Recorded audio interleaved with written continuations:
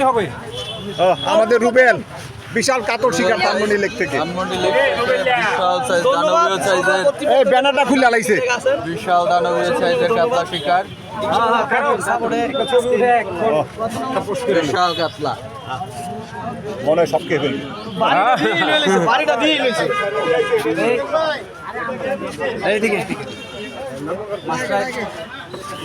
রুবেল বলো তুমি কি কি ভাবে তোললা, এটা কিভাবে মারলা বলো। আসলে যখন কাতলটা স্পটে ওয়াশ মারার পর আমি একটু সাদা পাউডার ইউজ করছিলাম। সাদা পাউডার নাই করতেন, শুধু ফ্রেশ টোপটা ছিল।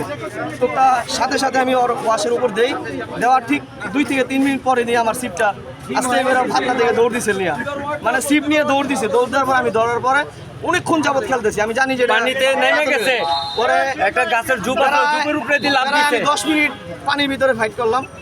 এই জোপ ছিল আমাদের বাম থেকে আমি জোপের দিকে বাই করছি অনেক কষ্টে। বাইরে হয়েছে একাতে ডুব দেয়, আর কিছুক্ষণ হলে ইনশাল্লাহ মনে হয় অজ্ঞান হয়ে যেতাম। কষ্ট হয়েছে। মনে হয় যে এখনো খাবে, মনে হয় যে এখনো খাবে, খাবে মনে হয় যে মনে হয় এখনো খাবে।